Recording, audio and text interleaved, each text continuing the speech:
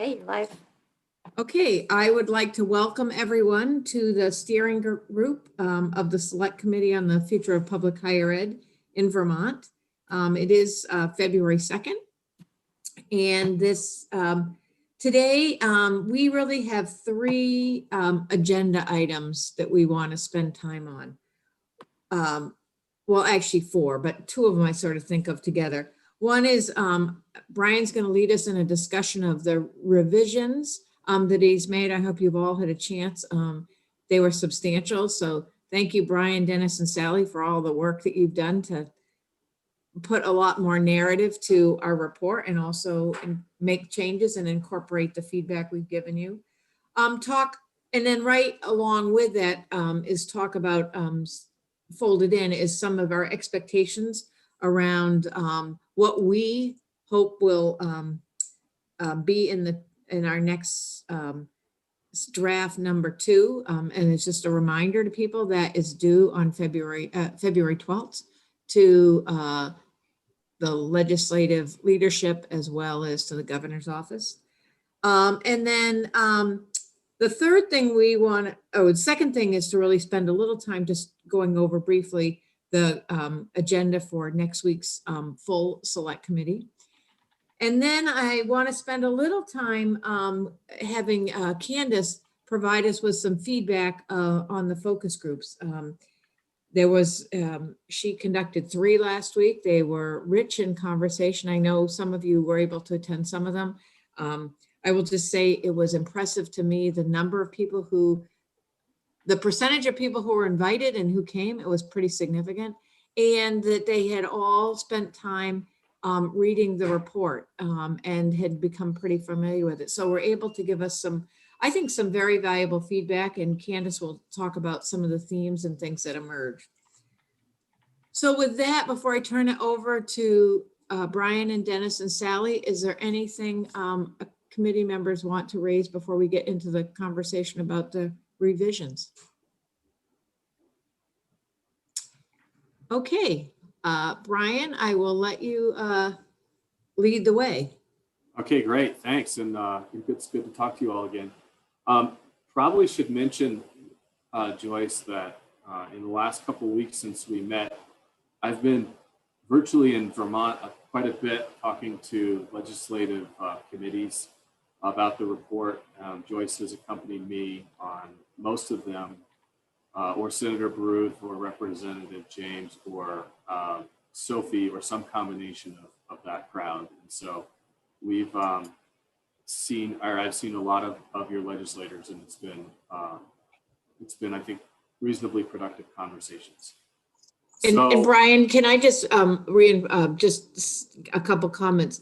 I just want to say to this group that, Brian, we have been in front of a lot of legislators, which has been really, I think, pretty well received. They have a lot of good questions. And I just want to thank Brian. Brian has made himself available, I think, over and above probably what NCHEMS thought they were going to be asked to do when they submitted their proposal. But I think the legislature, it's been very good because I think they've been very accepting of having an outside consultant provide them with some information that feels like it is, you've looked at the data from without a lot of emotion, without a lot of connection, but really looking at it in a very matter-of-fact way. And so I think I've been very pleased with how they've received it. And Brian has done a very nice job, sort of same message over and over and over. And so I think that the legislature is pretty engaged. And I will also say that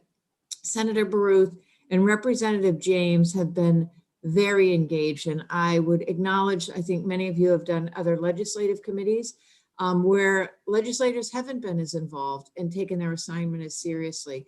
And I think the two of them are really committed to this project and committed to the work, and are really working with their colleagues and working with Brian and all of us in terms of that. And so I just have to say kudos to them, because they have invested a lot of time and energy, and that's not always the case. So with that, Brian, I'll turn it back to you. Sure, thanks. So the version of the report that you've seen was substantial in terms of the amount of changes that there were, I think, in terms of the volume. Less sweeping were the changes in the substance, though. And so I hope that you would agree, but I will highlight a few things, and then I'll ask for feedback and comments about where you think the places that we most need to emphasize and address with the select committee when we meet with them next week are. So to begin with, we moved up a couple of, so you'll recall the version that we submitted to the legislature in December had kind of all of the recommendations that have, at least in terms of general discussion, that we've been focused on all along. But the executive summary did not have all of those recommendations embedded in it. So we moved up a couple of the recommendations, namely the ones around the need for urgency and the cost of failure to act, and then also the affordability stuff as well. We added new language around the need for urgency in the section related to that. A lot of the changes that you saw were was prose, where there previously had been outlined stuff, as well as some discussion of additional data. Most of the data you should have seen before. In fact, some of it's just a repeat of data, it's charts that were in that are remaining in the appendix, and that's one of the things that probably deserves some cleaning up before all is said and done. We made some significant changes to the administrative consolidation section, and I think that one of the chief goals there was to reduce the likelihood that people will read through that and perceive that the recommendation is that the chancellor's office should be considerably larger than it already is. We did get some feedback from the community, I think, that didn't necessarily come through the select committee, but that there was people who were reading it that way. We wanted to try to deal with that. Some feedback we got about the limitations related to the role enrollment will play. And then substantial changes to the affordability section to better separate the concept of affordability from the student's perspective, from the role that the way in which the institutions are dedicating institutional aid spending and budgets to paying students as part of the financial aid program, and also to recruit them. So we tried to separate that and isolate that. We also tried to uncouple that state work study stuff based on the feedback that you all provided us from that as well.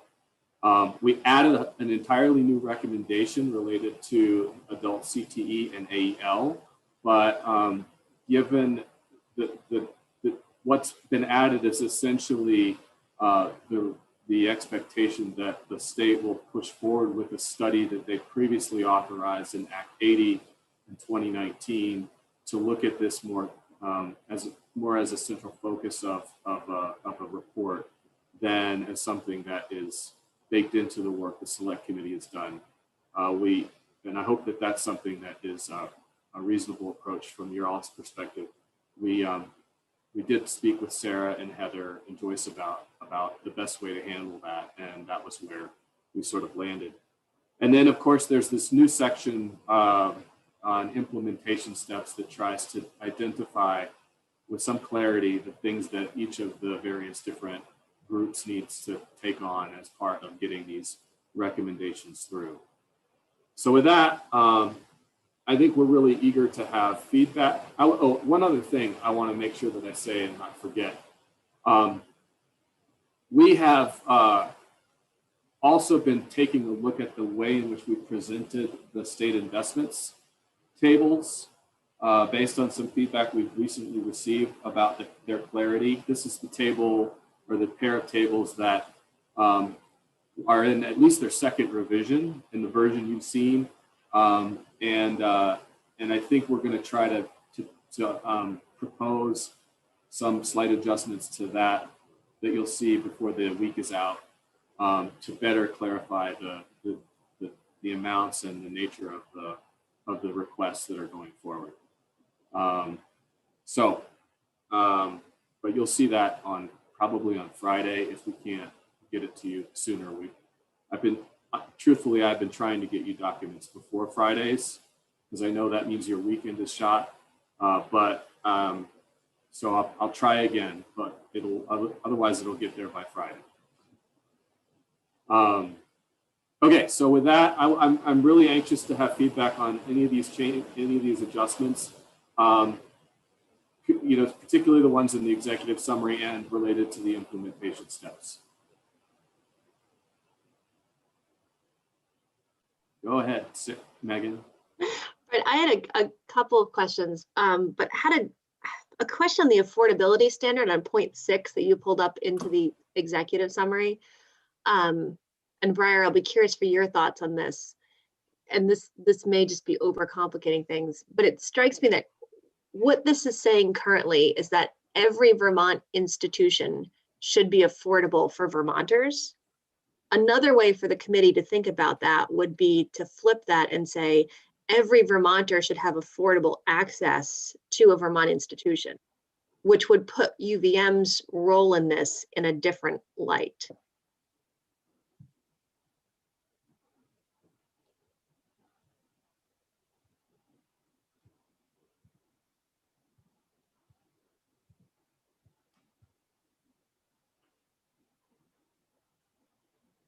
I'm watching Briar cogitate. And what page is what page are you on, Megan? I'm on, oh, I don't have. Probably of the red line version is page 5. Megan, if I was to summarize what you just said, such that I understand it, is the difference that in the latter, you're saying every Vermont student should have affordable access to some Vermont institution as opposed to all the Vermont institutions. Is that correct?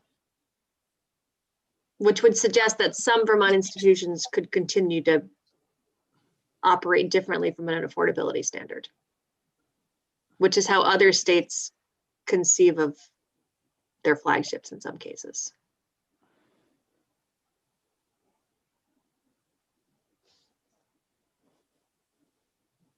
Well, I think I like it.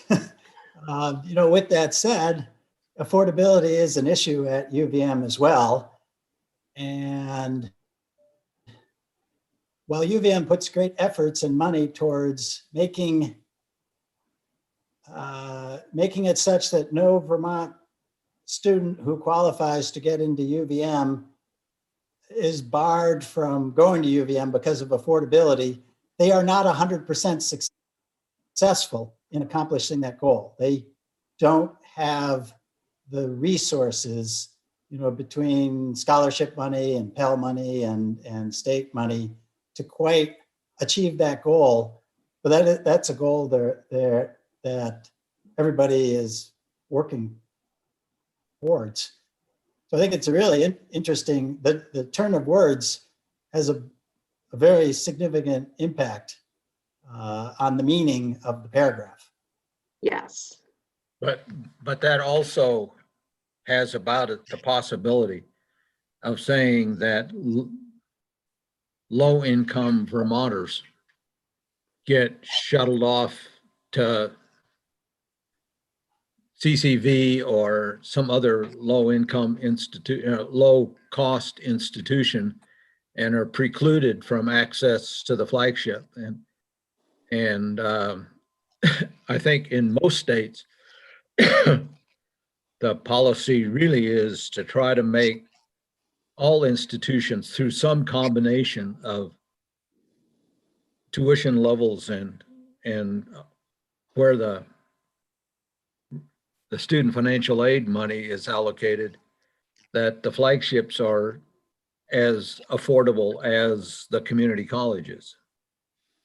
But I think the legislature has an opportunity, if we just promote transparency and a mechanism for comparing apples to apples, then the legislature can make that policy decision about whether or not all institutions should be treated equally or provide other alternatives for defraying cost or promoting scholarship at any, at any of the institutions, including UVM, but also some of the private institutions, as the state has done with Champlain and Norwich when it came to cybersecurity a few years ago.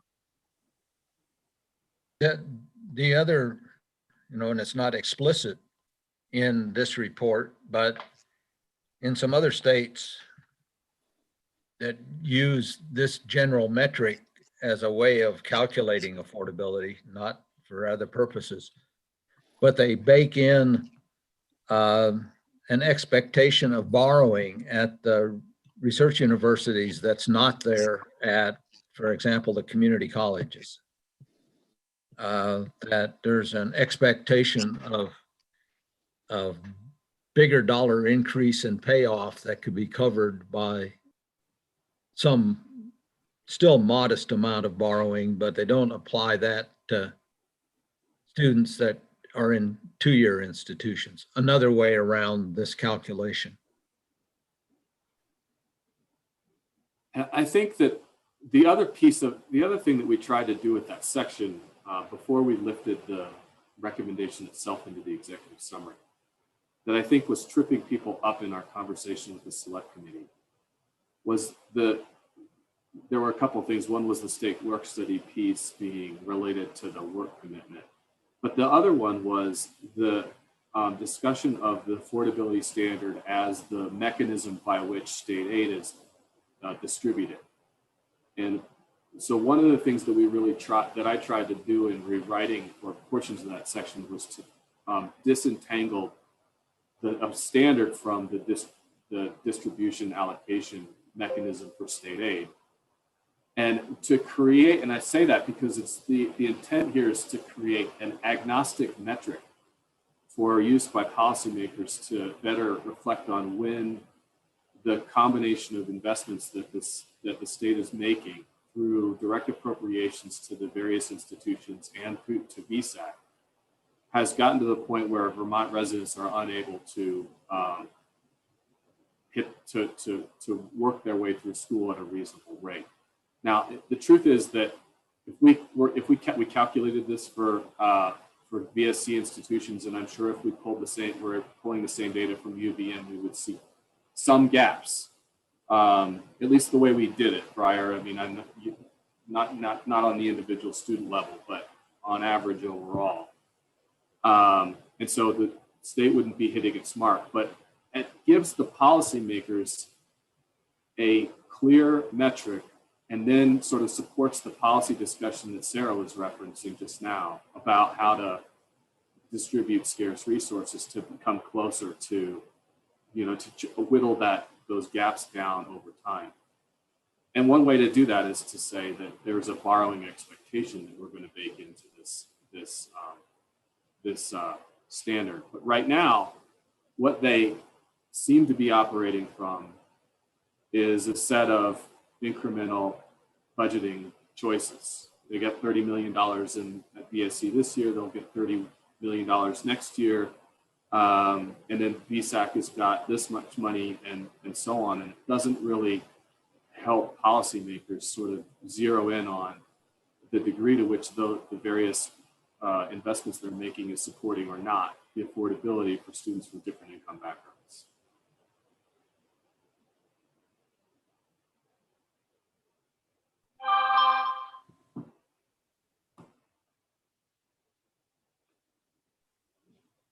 But Megan, can you say the suggestion that you had again? Because I did. Well, it's really a radical philosophy shift. So I don't, and it may not be right. It's to say, is the question on the table is, do we want, as a select committee, are we saying that every Vermonter should have access to affordable higher education? Or are we saying that every public Vermont institution should be affordable to Vermonters?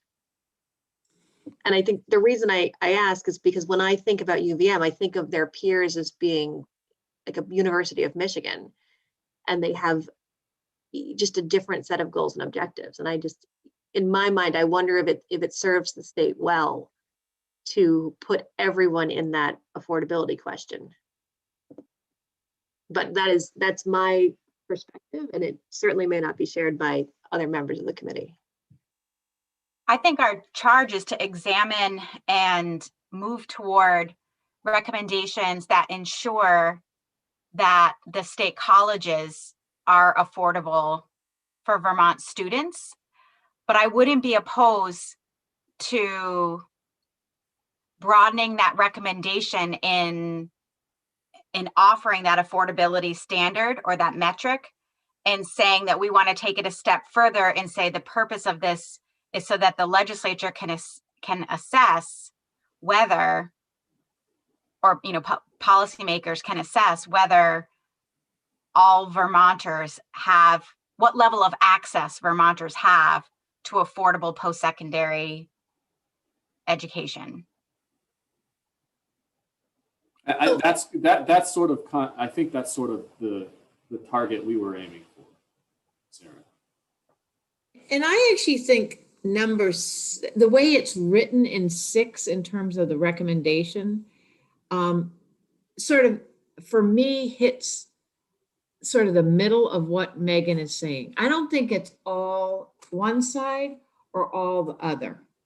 I think here, like the last sentence, an affordability standard anchored on a reasonable expectation of a student and his and her family can contribute, can help policymakers, blah, blah, blah, and respond effectively. It doesn't get into the policy debate of whether all Vermonters should be able to have access or be able to afford all institutions or vice versa. I think it's really thinking about a more middle of the road approach that I think we want to make sure that on one hand, all Vermonters do have access to a public education, but I don't think that it's the will of this group to say that all Vermonters should have access to all public institutions, because I think there's a variety of things and people make personal choices. So, and, like I'll use UVM, for example, students who get into UVM, UVM does all it can to make it very affordable. But it's not about all Vermonters. It's about all Vermonters who get through the admissions process. And so I actually feel comfortable with the language that is in the executive summary. It's directional as opposed to choosing a philosophy that is here or here. I don't know. I throw that out to people. I mean, from a moral perspective, I like the concept of any Vermont student should be able to go to whichever public secondary education college that they're qualified to get into, irrespective of their ability to pay. So morally, I like that idea. I guess my concern with it is, are we moving away from what the focus of the whole, the report has been from the beginning, which was really to focus on Vermont State College system. I know I brought up this issue, many, many times. It's where we spent all of our energy. It's where we've done all of our studying. It's where all our data is. There's a piece of me that says I'd love to word it in the latter way that Megan said, that any kid can go to any place they can get into. But then I think the expectation is we need more money from the state to accomplish that. Because, if you look at how you accomplish that, either universities need higher enrollment or they need lower costs, which I can tell you UVM and I believe all Vermont State College systems working on, or they need additional funding. Those are kind of the 3 ways to solve the problem. And I think the first 2 are getting a lot of attention and need to get more. So if we thought the state had more appetite for even more funding, then I'd be happy to word it the way, the latter of the way Megan said. If we think that they're kind of at the limit of what they're willing to put up, then I would get on board with Joyce. I guess I would and it's not my decision, but my observation is that in the policymaking world, I think it's useful for the legislature to know whether they have the money or not, to know how big the gap is between some objective like Breyer just mentioned and reality. You know, how short are they falling in making sure that students have access to institutions which they're qualified to enroll in? That doesn't say anything that says they have to spend any more money. It just says at the level you're spending, here's the reality that faces the students in your state. Dennis, I would say that either that as a preliminary statement, or Breyer's statement about the moral value, that I think we could assert that, or at least we could say that we believe the legislature also supports that moral value. That might be a better first sentence in 6 after the bulleted part. As I keep rereading it, I look at the sentence, in absence of a commonly understood definition for what affordability means, that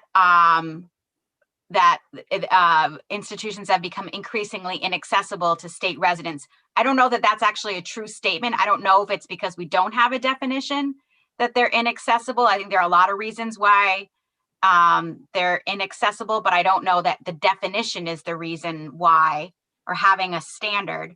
So we might either pop in what you just said about why we need a standard, or that in order to achieve the moral value that Breyer put out, we need this affordability standard.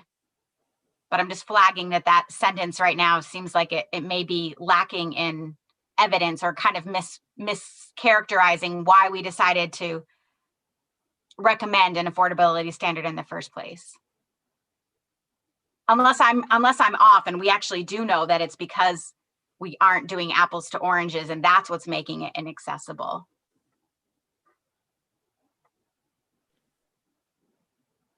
It's not just money. I mean, money plays probably a very significant role, but it's not just money.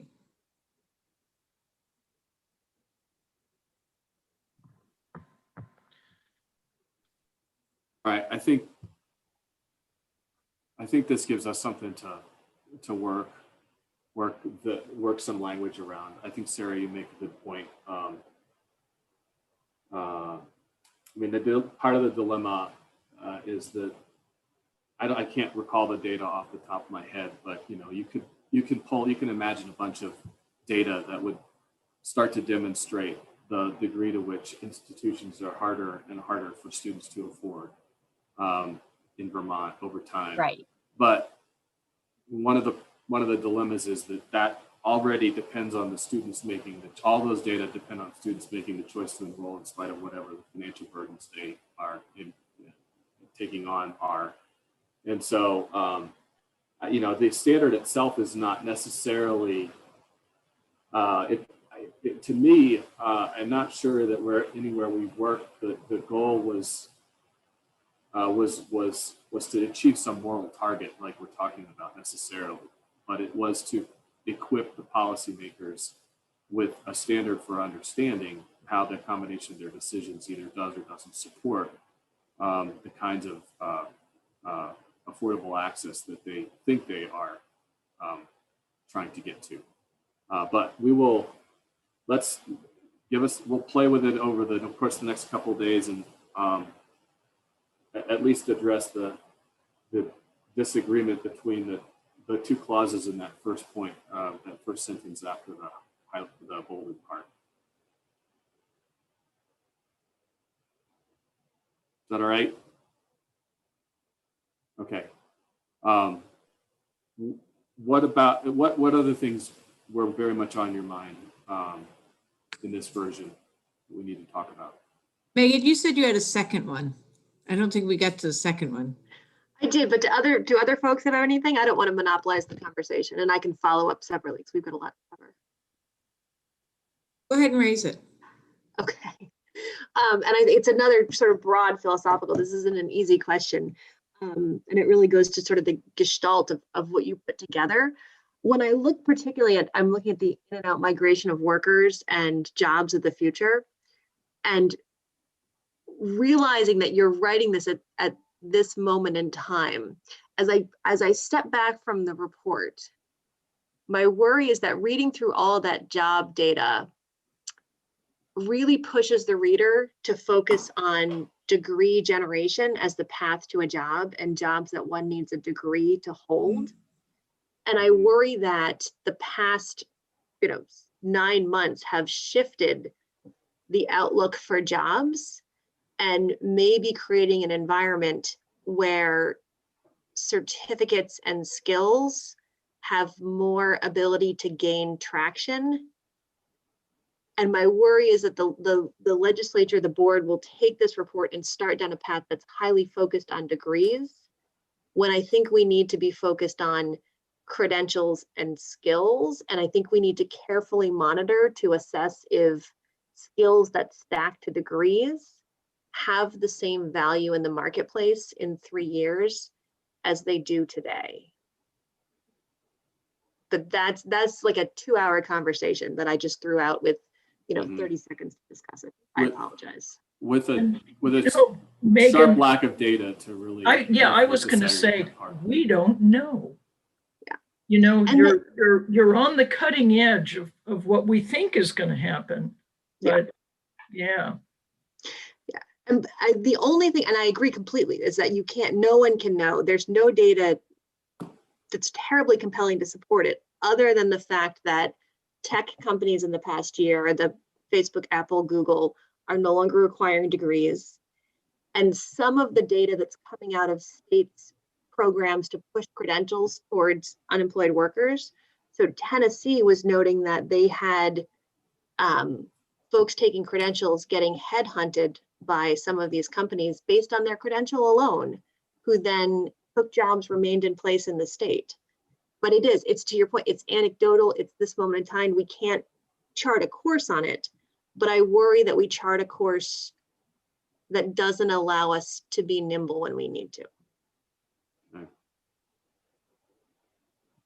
So is it worth flagging that in just some way that's sort of acknowledging? Because I do think that's right. And I think, I'll just talk from a CCV perspective, the whole, credentials and we're working with Amazon, it's just a very different, it's a different metric. And I think it's going to be highly valued in the workplace. But, the jury's out. And the history is that it's the really big guys that make the move first. And Vermont is not a place of really big guys. That the smaller you are, the more, and I'm not trying to argue with Megan at all, because I believe that, Sally and I have been pushing competency-based education and skills since I had hair. So, it's not a philosophic argument, but I think the reality is that there's still an awful lot of tradition that you that you have to cope with, and that tradition is harder to erase from those small institutions that don't have their own mechanism for assessing for skill, for example, for knowing what skill they really want in the first place. All of those things are part of the infrastructure for going in the direction we're both talking about. So, and we have pushed pretty hard in the report about the importance of certificates and credentials and et cetera, as what's got to, the state's already pretty well fixed for degree programs and et cetera. Where it's short historically is on the sub-baccalaureate and sub-associate level kinds of programs. I mean, that's where it's underinvested. And I think we've tried to say that. Dennis, in my prior reads of the report, that's how I've always come away thinking that the system is going to refocus on the 60,000 Vermonters with some college but no degree, with folks who need those short-term degrees. It was just I think the culmination of the data that maybe it was in here and I missed it, that really focuses on jobs that need degrees. I just worry that the legislature will hone in on that and then go back up to the section where we say the legislature should establish metrics. And we're going to come out of that with the legislature saying, well, we need this many degrees conferred, or students need to actually complete a degree in order for the system to be seen as successful. I really like Joyce's suggestion that right where that information is in the report, we put a caveat in that just says times are changing, but we can't predict exactly what that change looks like. But from everything I'm hearing, there's going to be greater and greater pushes toward certification of skills that relate directly to employment. And the bigger problem is we have no idea how many of those certificates are out in the Vermont population at the moment, because the There's no Census data. Bureau does not count them. If we could use the term of art, industry recognized credential, as many times as possible, that would be greatly appreciated, because 2 sessions ago, I was in the middle of a lot of debate around that and the definition of that. And we have now codified a policy position on behalf of the state that our training programs, our education and training programs, should be aspiring to award industry recognized credentials, or you can alternately say credentials of value, but industry recognized credentials of value would be the best way to frame it so that it matches up with existing state policy and aims of other partner organizations who are endeavoring to begin to count what those credentials are. And that one of our initiatives is funded by the Lumina Foundation. And I know that's an aim of theirs. Well, so I think, again, not wanting to truncate the conversation, but just being a little bit aware of the time. This brings up an opportunity for us to sort of have this in mind as we go through and make further adjustments in preparation for shipping this thing out again to the select committee on Friday. So, it's useful in that regard, and we'll put little thought bubbles of industry recognized credentials in various different spots for people to find, like Easter eggs throughout the report. So, what else? No one's said anything about the implementation steps yet.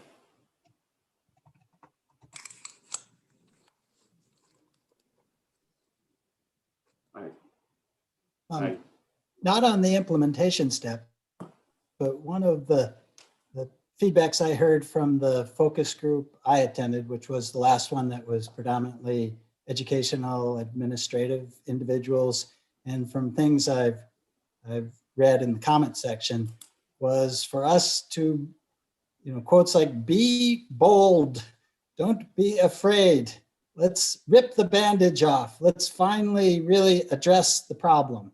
And, I believe that is what we're doing here. To that end, would we be well served by providing more detail, more accountability, more teeth relative to the cost reductions that we're proposing and the time frame to accomplish those?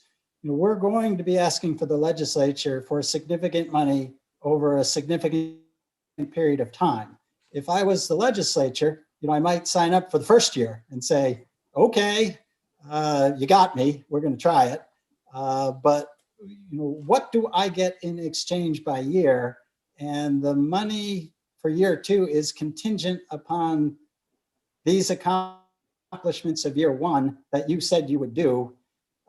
Because just knowing the environment, if you throw a bunch of money in, there's a tendency to not want to do the difficult cost synergies, which are hard and painful to do. Briar, in addition to the focus groups, that is what I've heard sort of implied from feedback from both legislative leadership and also from the governor's office. I think, there's okay, we need to know that, like, I will just use the governor's, in the governor's budget address, he is put on the table a one-time bridge money, but he hasn't changed the state appropriation. And I think the message in there I take is, okay, we're going to give, we recognize that change has to happen. It's going to cost money. But before we commit to something long-term, we need to see how those changes are happening. So I guess I would say, I think that maybe we should be even more explicit in this report that year 1, there has to be change. I'm afraid that we have to keep the pressure on. One-time money does not address the structural budget issue. And if we don't address that, I'm concerned that this one-time money will dry up fairly soon after another year. So I think, I don't know how to say that any more plainly, but I think there has to be that expectation. And maybe it's the board that holds,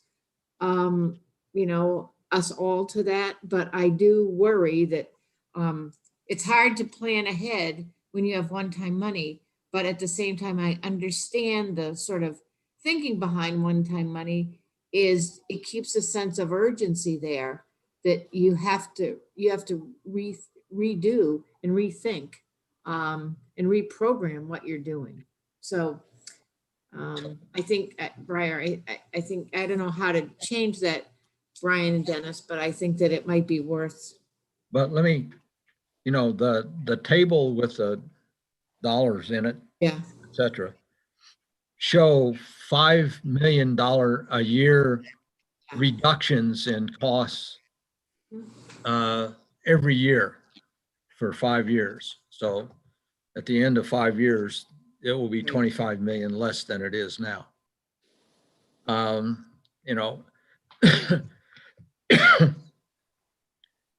One can and we've got language in there. It's pretty hidden, but it's there, that says that next year's funding is depending on your hitting that first $5 million. That the second year is dependent on getting the second 5 million, et cetera. So is it, I guess the question I've got is it a matter of presentation and the way it's been said, or are we missing something completely? Dennis, if I could, I'll be brief. I think what might help, to your point, I think the board will need to push on this, Joyce. I think that is a good role for the board, but I think the board doesn't always know how fast or how slow things need to move. So we've talked a bit about the accreditation timeline, and I think there's some understanding around timeline to merge the 3 organizations. But places in the report, for example, where you say consolidated administrative functions with all haste, is there any way to time bound that and to say within the next year, you should operate as a single consolidated administrative structure across the, or what's the appropriate time frame in your mind, or range of time frame that could give the board something to test that against? I think it could be done in a year. We've seen it. It's not pretty or fun. But it's, I think reality is also that some of the core data systems are not going to get made system-wide in a year. that getting those done right is going to take more than a slapdash attempt at doing it in a year.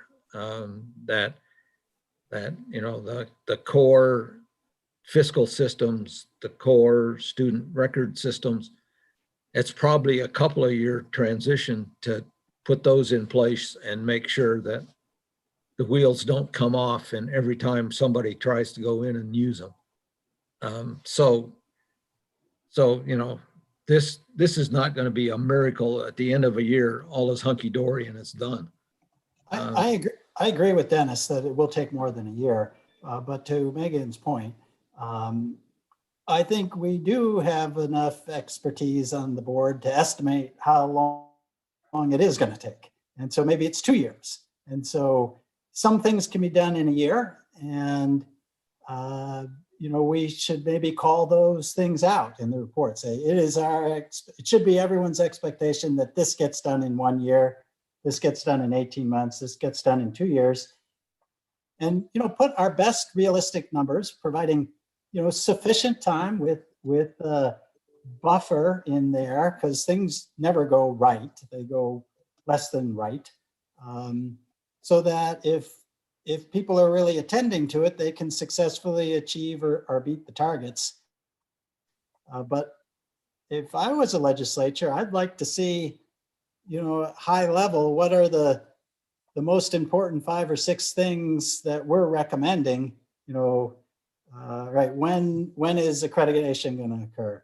When will they be on a common information technology system? When will you know, credits transfer among all institutions? You know, whatever we think are the 6 most important things with reasonable times. And that would give me comfort as a legislator signing up for a big increase in funding. What do you guys think?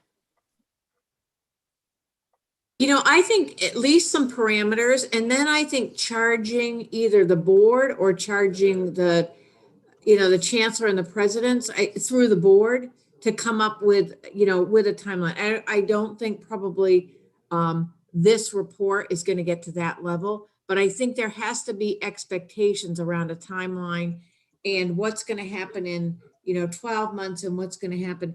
Because I think that, Dennis, while I agree the $5 million is in there for sure, and I think for some of us, we are paying a lot of attention to that. And for others, it's just a figure in there and, you know, oh yeah, you know, they'll get to that. But I think adding a little more language around timing around that and the plan, sort of raising the bar around expectations. I think that's probably as far as you can go in this report. But I think raising the profile a little bit more would be helpful. Let me, this is not by way of pushing back. This is by way of trying to walk the fine line. Because in there, we have the charge to the chancellor's office to develop the timeline, the budget, and et cetera, by which this comes about. And that's one of the very first things that has to get done. I guess there are ways to put in here something that says, without presupposing what the chancellor's office and the board are going to do by way of this, the following would be reasonable kinds of things to expect. I don't know. Because I'm always concerned that the select committee doesn't tromp on board prerogative.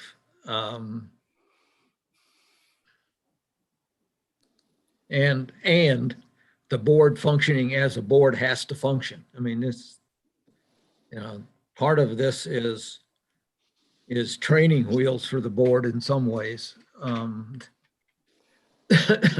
when's that timeline supposed to be available, Dennis? That initial timeline from the chancellor's office? It should be done in certainly the first 4 or 5 months. Maybe we say that. Yeah, and that's one of the things I'm thinking about. I mean, there are some things that we could put in there that where we say these, because we generally said in generally priority order or something, those are that's the language. But one could put, for some of those, one could put timeline expectations for them in the implementation steps.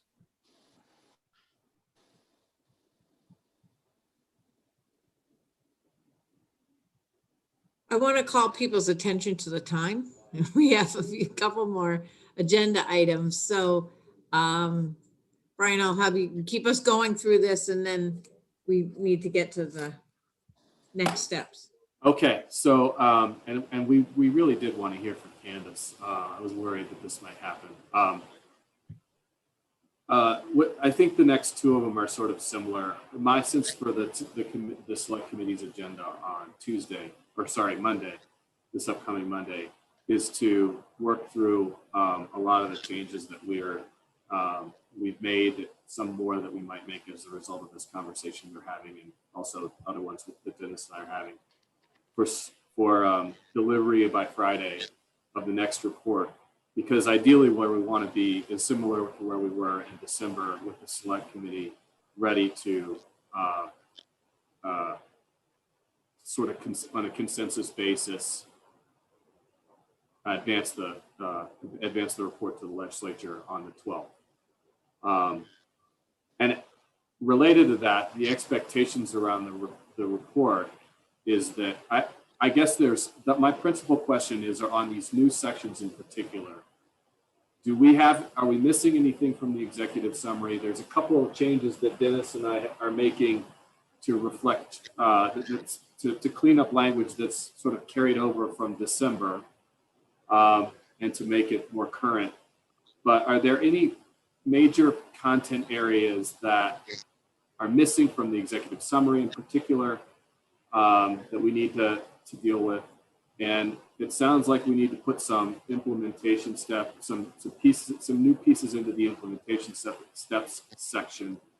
And I presume that it would be useful to, if it's ready, to put some of those pieces into the front of the document as well. But I wanted to open it up and give you all a chance to tell us what's missing from what needs to go forward next Friday that we're going to work on over the course of the next several days. You know, Brian, I think what you've just said about the executive summary is the most important, because you know what, the best we can hope for is that the majority of the legislators read the executive summary. So let's make sure that we have the most important 10% of the report in the executive summary. So because that is where they're going to focus.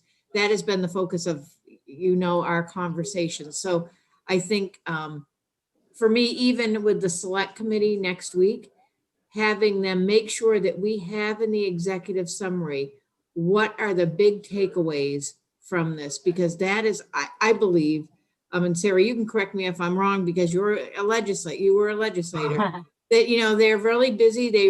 And this is what we, I think we just need to make sure, because that's where their energy is going to be focused.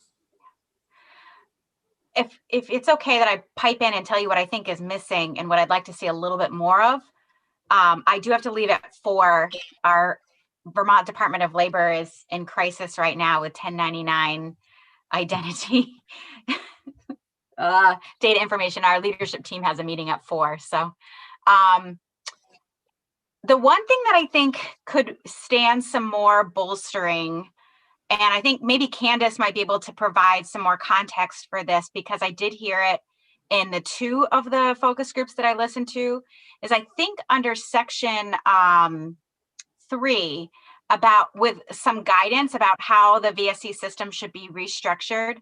I think I heard a lot of opportunity to orient the system to serve employer needs, and in doing so, open up access to more adult learners that are non-traditional in terms of post-secondary learning. And so I wonder rather than just as a mention in, I think it's D, ensuring that the chancellor's office retains the capacity.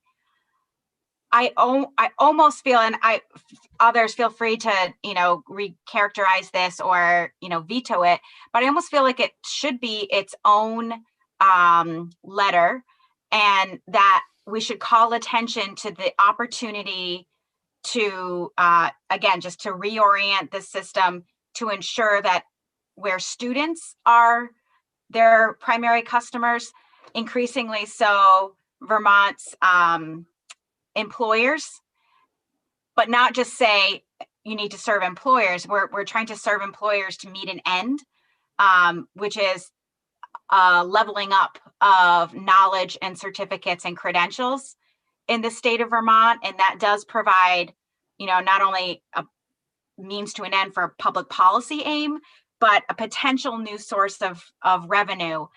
I would be careful to say that function needs to live in the chancellor's office, particularly because CCV is apart from, CCV is kind of standing on its own. And I would want to make sure that whatever these two institutions become, that they both have maximum autonomy to capitalize on those relationships. But I wanted to just throw that out there. Thanks. Enjoy your meeting. Hi. Sarah, I hope you get your mess straightened out, because you have been getting, I'm happy that somebody else other than the VSC is getting headlines, so. Hammered, yeah. I wish it wasn't the case, but we'll get it straightened out. Yeah, I'm sure you will. Thanks. Bye, everyone. Bye-bye. Bye, Sarah. Okay, anything else that really needs to, I'm thinking that it might help as well for us to provide a short guide to what changes have occurred since December as well. Even for the folks who, now the executive summary is several pages long, so I'll put something together that addresses that. I thought the summary that you and Candace sent out to us, in the email was really helpful in terms of directing, here, yes, it's all redlined, but it was helpful to sort of like, okay, these are the areas I need to pay attention to. So I think that might be helpful for the select group too. Yeah, I expect to add to whatever else needs to change in there for that purpose. Yep. So should we shift gears quickly and hear from Candace? Is that okay, Brian? Sure. And I just want to acknowledge, Michael, you weren't on earlier, but thank you. Both Michael and Candace helped lead the way with these focus groups. And we just had really strong participation, strong engagement. And thank you to Nebby for managing that, because I think it was really a valuable part of this process. So thanks. It was fun. Yeah, we enjoyed it. Well, so the broad outline of the focus groups were that we wanted to hear some of their general commentary on the VSC before we moved into specific feedback on the report, and then their definitions or vision for success. So some of the high-level comments that we heard several times were that, one of which was an acknowledgement that the select committee is sort of hamstrung by the lack of state level priorities for economic and workforce development. There was a lot of support for CCV across the board, and acknowledgement that CCV has been very nimble to meet student and employer needs. Let's see. There was some pretty resounding agreement that there's disconnect between the legislature and the system. So that sort of gets back to the priorities of the state, and that we need to move to a place where the VSC is no longer considered a liability, but an asset to the state. which I thought was a good framing of where we are. And a pretty strong call, as Breyer referenced, to this being a time and place to set a vision, an aspirational vision for the Vermont State Colleges, to motivate investment and, frankly, excitement about what the VSC offers students. More specific feedback related to digging into really defining who the customer for the VSC should be, better defining affordability and action items to make the VSC more affordable. These focus groups, I would say, were very student-centered, which was great. And they really kept that at the fore of their comments.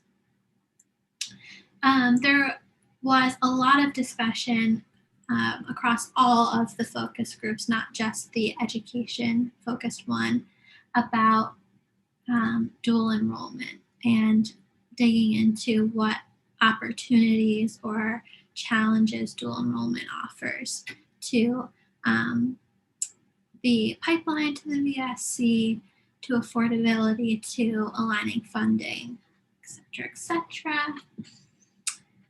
So in terms of success, the legislature would make this a priority for the state. Funding would be allocated strategically in a way that increases the sustainability of the system over time, that we will see an increase in enrollment of students across the board, that there will be more accessible on and off ramps between the colleges, employers, secondary education, adult CTE, strengthened employer partnerships for the enrollment reasons as well as the revenue ones, ways to partner with secondary education to advertise VSC opportunities and workforce connections earlier.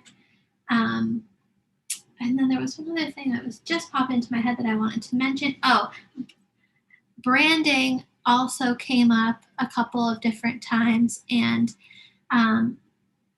that the unification, some people saw this as a way to positively brand Vermont as a state via the unification of the institutions, together being a Vermont institution rather than a standalone institution, which was interesting, and that it could help answer the question for more students, why Vermont State Colleges. So those are my sort of high level. Michael, do you want to add anything about what resonated with you? Yeah, no, glad to. I think you did a great job there, Candace. I think a couple of things that I would emphasize was, in addition to what you said, was this notion to really define the Vermont learner and who the system and institutions are seeking to serve. Obviously, continued affirmation of the real critical nature of defining and addressing affordability for students. I would say across all of the recent conversations, including the most recent ones, the issue of finance and portability have come up repeatedly. And I think there will need to be given some special consideration to how and in what ways those issues are acknowledged, if not addressed, because I think those will, there's the possibility that if not in fact acknowledged, it may, lessen the credibility of the report. And I know those are challenging issues. I think there was a real emphasis in these most recent discussions around very clear to-dos for the legislature. I think also a real imperative on, challenging, pushing for the need for a clear definition of the purpose of post-secondary education and the vision of post-secondary education in Vermont. I think there was a theme of, in some ways, nobody in ongoing state government owns post-secondary education and is charged with clearly articulating what its purposes and envisioned outcomes are. I thought to build on just my previous comment, I think that there was some good perspectives of saying, let's outline some clear scenarios and maybe even some sort of if-then statements that, if the legislature and or state do X, then there's the possibility of Y, but if not X, then the possibility of Y. I think people, in part, this was to, I think, buttress the notion that, to sound like Dennis Jones here, don't kick the can down the road. I think there's a feeling that they want this to have definitive statements of what must happen and, propose actions that will solve the problem. So yeah, I think I'd probably leave it there. Great.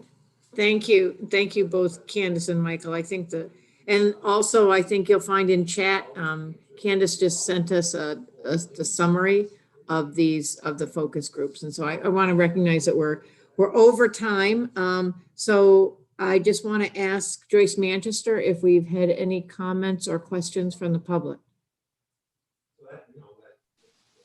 Yes, prior to the meeting today, we had one comment from a viewer of one of the committee meetings. And she noted that, in fact, CCV does have a faculty union. And so I understand that Joyce Judy has now talked to Brian about that. So we should be all straightened out on that. Yes. And I also have shared that with, and we will correct that. We're going to be at Senate Education in another week or 10 days. But I've also talked with several different members of the Senate Education Committee who are aware of that. So it was just a misspoken step on Brian's part, but we clearly know that, and he knows that as well. Yeah, sorry about that. So thank you. Well, any final comments from anyone here? As a reminder, we are meeting next Monday with the whole group. And we are, I think that this report and the work of this committee is getting a lot of traction. It's certainly getting a lot of conversation in the virtual State House and in a lot of different sectors. There's been a lot that's been written about it in editorials and papers. So I think, the public is aware that we're working on this. And so thank you all for your work. From NCHEMS to NEBI to steering committee members. I know it's taken a lot of time and energy, but on behalf of the VSC, I will just say thank you because it's important, and it's important to the future of the system and to Vermont. So thank you. And I'll see you all next Monday. And Brian will be waiting for our I'm sure email and attachment whenever it comes. Okay. And we will thanks. hurry it along as best we can. Well, we also recognize it takes a lot of work. So thank you. Uh-huh. All right. Thank Thanks a you lot. all. Thanks, Bye, everyone. Everybody.